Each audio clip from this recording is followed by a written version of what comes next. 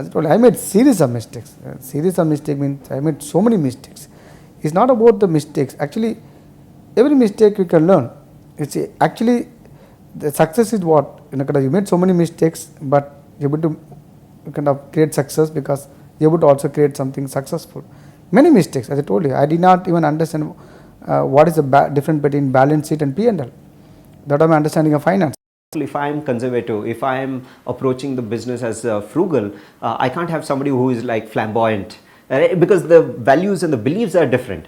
Whereas certainly if I am not a data oriented guy, we should have somebody who is a data oriented guy. Skills, if I cannot do marketing, we need somebody who is marketing. I cannot read a balance sheet, we need a great guy who needs a balance sheet.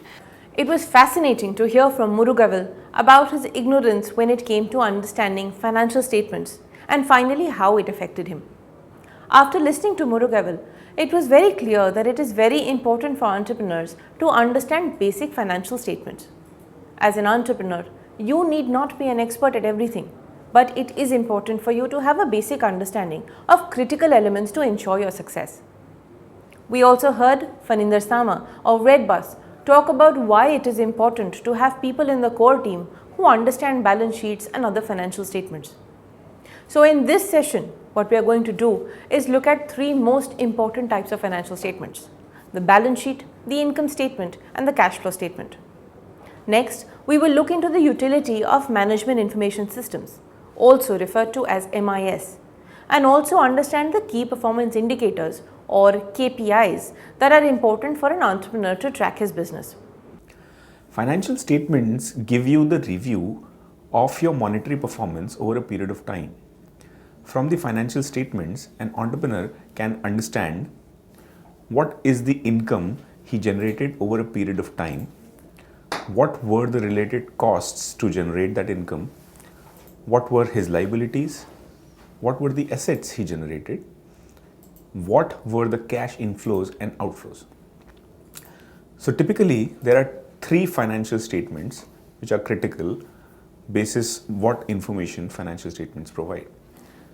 They are the profit and loss account, the balance sheet, and the cash flow statement. Profit and loss account gives you an understanding of the income generated for a period of time. From a P&L account, you would basically know some of the key info like the revenues, the related direct costs for earning those revenues, and the resulted gross profit, the overhead spent to run the business, and the net profits or losses of the company as a whole. Let's take an example of a departmental store. The typical sales for a departmental store over a period will be through the various SKUs sold. The direct costs for those products sold could be the cost for procuring these SKUs, the sales staff of the store rent, and so on. The difference between these two, that is the revenue and the direct cost, is your gross profit. This is very important component to understand from financial point of view. As an entrepreneur, you would want to know the gross profit of your business and how it is growing over a period of time. If your gross profit is very thin, you have a very low margin and a very low possibility to grow your business. Under such circumstances, maximizing your sales as much as possible is advisable. On the other hand, if your gross profit is on the higher side, you can actually experiment a lot with your business. You can invest more in your business because with the scale, you would become more profitable much earlier. This would be something that your profit and loss account would indicate. If you divide the gross profit by your revenue, it will give you gross profit percentage, which is a key component to understand your performance.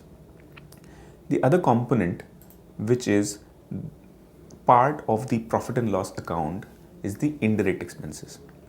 Extending our example of the departmental store, the costs of the corporate office for running these departmental stores could be termed as indirect expenses. The corporate office is not a dedicated space through which you are selling these items. The cost of running these departmental stores is a direct cost, but the cost of running the office is an indirect cost. Typically, the key difference between the direct and indirect costs is that the direct costs tend to be of a variable nature and increase proportionately with sales, whereas the indirect costs will not increase in the same proportion as the sales, and with the increase in sales, these costs as a percentage of sales tend to reduce. Now, the balance sheet gives you the snapshot of the assets and the liabilities of a company as on a particular date. It can be looked at from 4 components. It has fixed assets on one side, the shareholder funds, the borrowings, and the net working capital. Now let's understand each of them independently. Fixed assets include land, machinery, equipment, buildings, and other durable, generally capital intensive assets. Shareholders' equity is the money attributable to the business owners, meaning its shareholders. It is also known as net worth since it is equivalent to the total assets of the company minus its liabilities, that is, the debt it owes to the non-shareholders. A company has to pay for all the things it owns, that is, the assets, by either borrowing money, which is taking on liability, or through investments from the investors, that is, issuing shareholders' equity. The net working capital is the difference between the current assets and the current liabilities. Typically, the components of current assets would be the inventory, debtors, receivables, or advances, etc. The current liabilities would include creditors or trade payables or any other short-term provisions or tax liabilities, etc. The balance sheet gets its name from the fact that the two sides of the equation above, that is, the assets on one side and the liabilities plus shareholders' equity on the other, must balance out. Now let's understand what is a cash flow statement. A cash flow statement tells you about the cash inflows and outflows over a period. The cash flow statement allows the investors to understand how a company's operations are running, where its money is coming from, and how it is being spent. The cash flow statement is distinct from the income statement and the balance sheet because it does not include the amount of future incoming and outgoing cash that has been recorded on credit. Therefore, cash is not the same as net income, which on the income statement and balance sheet includes the cash sales and sales made on credit. The cash flow statement is partitioned into 3 segments, namely the cash flow resulting from operating activities. This basically indicates what has been the cash inflow or outflow from the business operations, that is, from sales after paying your overheads and your creditors, etc. That is the cash profit plus the net cash flow from the working capital. The other component is cash flow resulting from investing activities. These indicate the investments in fixed assets or any other long-term investments.